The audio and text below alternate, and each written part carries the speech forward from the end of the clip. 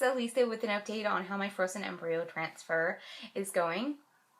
I did have my ultrasound with my doctor on Friday to check my lining and to have my blood drawn to make sure that all my hormone levels look like they were doing well, and he said that everything looks great. So that's wonderful. He said that my lining is nice and thin right now, and so, you know, we're just gonna build up that lining, and so everything's great on that front. So I actually have to I decrease my dosage of Lupron all next week, and then every single day I have to take the estrase pill, the really itty bitty little pills. I have to take those 2 times a day, and in addition to taking the estradiol valerate, which is the intramuscular injection of a form of estrogen twice a week for the next 3 weeks until the actual day of the transfer. So that's everything looks great. So I'm excited that I felt in July or in August when the first cycle failed, I was so frustrated that we had to wait till October 9th, and now I can't believe I think it's September 18th or something, September 19th, and you know, my transfer is like 3 weeks away. I mean, it's crazy how quickly time flies sometimes. So that's great. So everything on that front is fine. Where we left off in my last video was that I was having a lot of confusion and doubts about the 1 versus 2 embryo transfer debate. So me and Brian talked about it a few times, and we couldn't decide what we wanted. He would make points for 2 embryos. I would make points against 2 embryos. We went back and forth. And so we decided to contact our doctor and find out exactly what that ESAT program that we qualify for, what exactly that entails. And so when we got back from our doctor, when I heard back from my doctor about the ESAT program, the doctor said that the ESAT program is after your first cycle. If you have high quality embryos, then you get 2 embryos after that, free transfers. But that means it's 2 embryos, not 2 tries. So if we were to transfer 2 embryos this next transfer, then that would be all she wrote. If those didn't work, then after that we would have to pay out of pocket for any transfers if those 2 didn't work. So,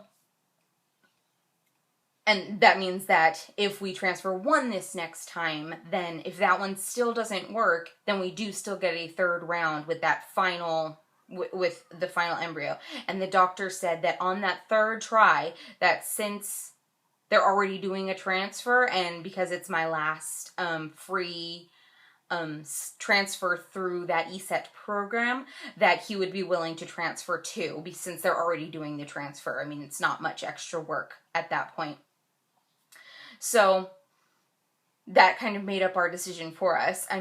Me and Brian are practical people. So when we look at if we transfer these 2 this next time and it doesn't work, then we're going to have to save up.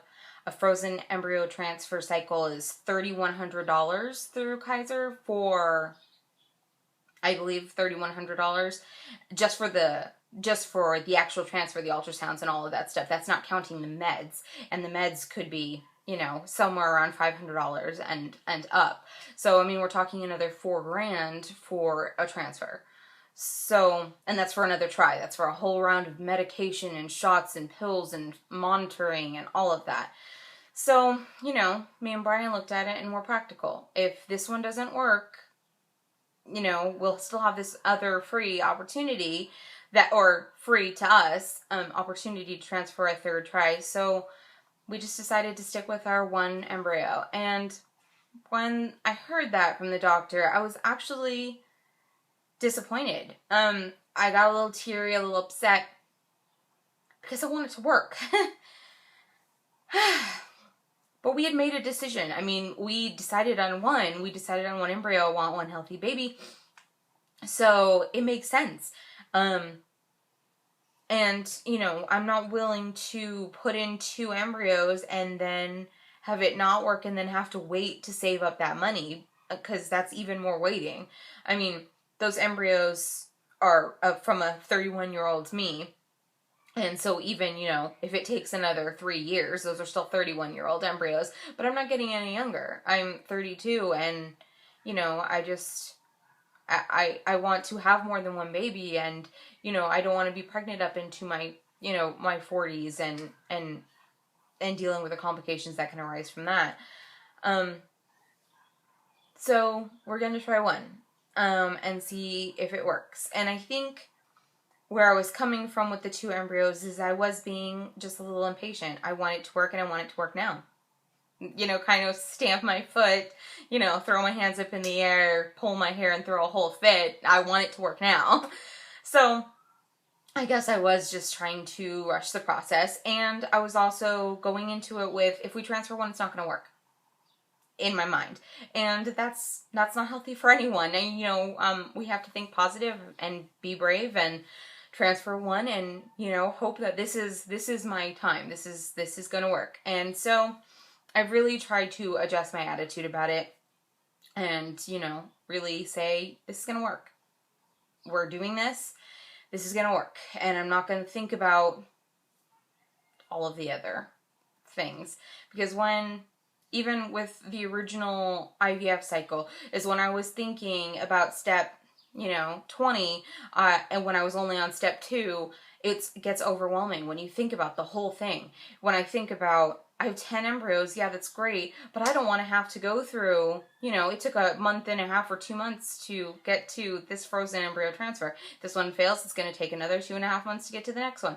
And, you know, just all of these hormones that I'm shooting into my body, and birth control, and stopping my body from doing what it wants to do. And, you know, it gets overwhelming when you think about 10 embryos, 10 times of this, 10 rounds of this. I don't know if I can do 10 rounds of this to myself and to my family, and you know, have this be my life for the next few years. I can't do that anymore. And so I can't think of step 20. I have to go into this with, this is the beginning, this is going to work, and I'm going to do this. We're going to do this, and it's going to work. So, trying to change my attitude. I signed up for, you know, and I'm trying to do things to prepare for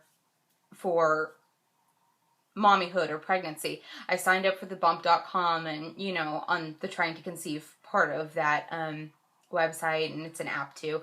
And, you know, been looking at not just maternity clothes, but I've been creating a wish list on Amazon for, you know, baby onesies. And because me and Brian are, again, we're practical. We don't have baby clothes. We don't have baby furniture. We have nothing in this house for babies. That will all happen. We were like, that'll happen when we get pregnant. That'll happen. We'll start buying things the moment we find out this works. But I've decided that I'm not going to do that anymore. You know, I'm not going to go out and buy an entire furniture room set or whatever and keep it in one of the bedrooms. But I am going to prepare my life for an infant. I am going to try to put positive vibes out there, try to think positively. I, you know, want to start purchasing some small baby things.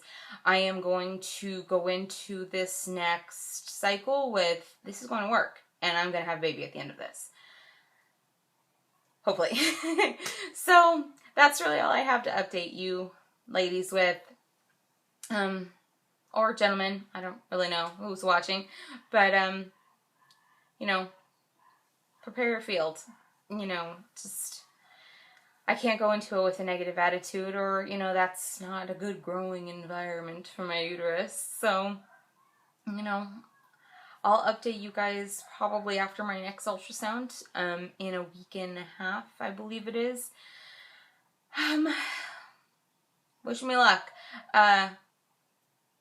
Wish me luck. I'll be talking to you ladies. Bye.